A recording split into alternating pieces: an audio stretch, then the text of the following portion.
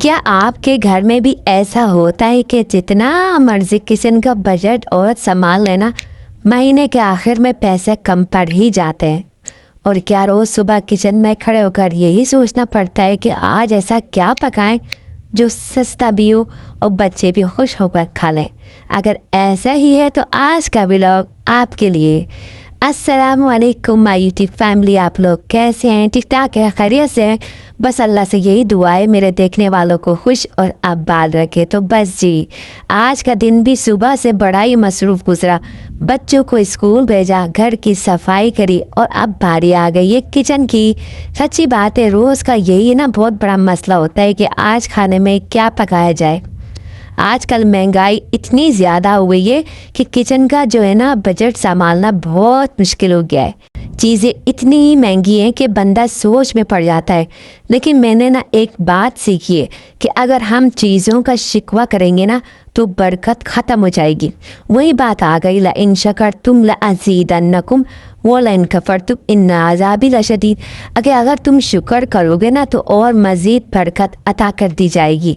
इसलिए मैं जब भी किचन में आती हूँ तो दिल में दुरूद शरीफ और सूरह जो है ना कुरैश अम्मा पारे में वो ज़रूर पढ़ती हूँ। ये मोहब्बत के लिए भी है, बहन भाइयों में और मियाँ बीवी में, और खाना भी बहुत जायकेदार और बरकत वाला बनता है, यकीन माने। इससे खाने में ना ऐसा जायका और बरकत आती है कि कम खाना भी ना पूरी फैमिली के लिए पूरा पड़ जाता है। अल्लाह के कलाम में बड़ी ही ताकत है। अभी मैं खाना ही बना रही थी कि बच्चे भी आना शुरू हो गए कि मम्मा बहुत प्यारी खुशबू आ रही है, क्योंकि भाई मैं बिरयानी बना रही थी। कुछ मेहमान भी आ रहे थे और जब मेहमान आते हैं ना, यकीन करें खुद ब खुद घर में बरकत नाजिर हो जाती है। आप कभी गौर करिएगा कि हम रोज़ सोचते हैं कि दाल, तुरई, लौकी यही चीज़ बन रही होती है, लेकिन जब अचानक से मेहमान आ जाए ना तो खुद ब खुद बिरयानी, कौरमा, कबाब और टिक्की की तरफ हम लोग आ जाते हैं। तो ये बरकत ही होती है कि मेहमानों के साथ हम भी अच्छे तरीके से बैठकर खा लेते हैं। बस यही हो रहा था कि खुशबू सूंघकर बच्चे आ रहे थे कि मम्मा आज क्या पक रहा है। पूरा दिन काम कर कर के ना कमर टूट जाती है, यकीन करें। दिल करता है कि बंदा बस थोड़ी देर आराम कर ले, लेकिन जैसे ही बच्चे आते हैं ना और लाड से बोलते हैं कि मम्मा भूख लग रही है, कुछ अच्छा बना दे, तो माँ अपनी सारी थकन भूल कर दोबारा किचन में खड़ी हो जाती है। कि आपके साथ भी ऐसा ही होता है? आखिर माओ का सुकून जो है ना बच्चों की खुशी में ही होता है।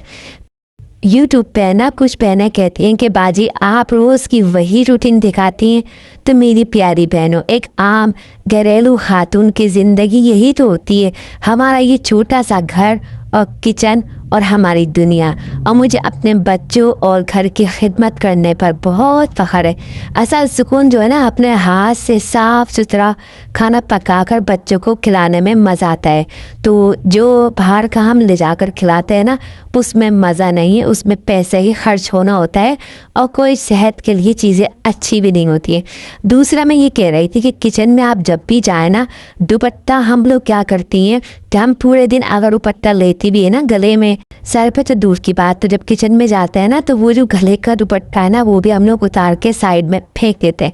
तो ऐसा ना करें, जब आप खाना पकाए ना सर पे दुपट्टा लाजमन। एक तो बालों से बचत हो जाती है कि खाने में बाल नहीं जाते, और दूसरा ये होता है कि शैतान दूर होता है और बरकत नाजिल हो जाती है।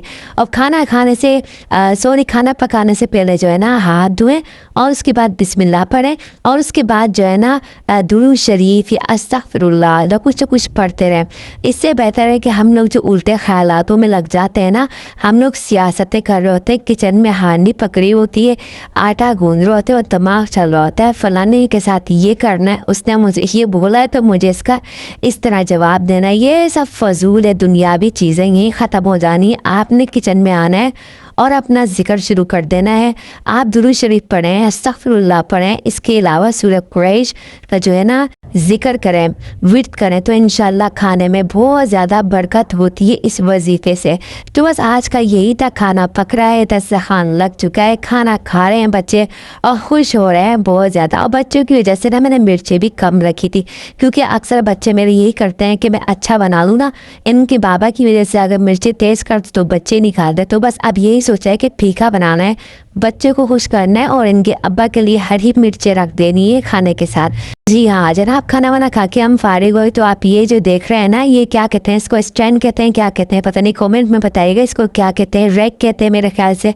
जो भी है ना, ये इनके बाबा लेकर आए और लेकर आए थे ये चप्पलों के लिए ना, चप्पल वगैरह बच्चे फैला देते हैं। तो मैंने कहा कि ये पैकेट में भी है, अब ज़रूरी नहीं चप्पलों के लिए हो, तो इस पर हम मसाले भी रख सकते हैं, किचन में भी इसको रख सकते हैं। इसके अलावा हम इसमें बुक्स वगैरह कुछ भी इस्लामिक चीज़ किताबें जो होती हैं वो भी लगा सकते हैं, रेक टाइप का भी इसको बना सकते हैं। लेकिन मैंने जो है ना सोचा कि नहीं भाई, मैं इसको जो है ना, बच्चे जो पढ़ने आते हैं ना, वो बेचारे कभी तकिए पे रख रहे होते हैं, कभी कुशन पे कुरान शरीफ रख रहे होते हैं, तो मैंने ना इन सब को जो है ना 1 बाय 1 निकाला और ना 5-6 बच्चों के लिए ये मेरी जो है ना, क्या कहते हैं, डेस्क कहते हैं क्या, वो बन गई।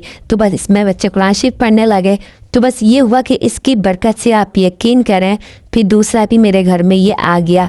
एक मेरे पास ग्रे कलर का है, वो बच्चों के सितारों के लिए, और दूसरा ये जो है ब्राउन कलर का, ये मैं लगाऊंगी चप्पलों के पास और चप्पलें रखेंगे इसमें।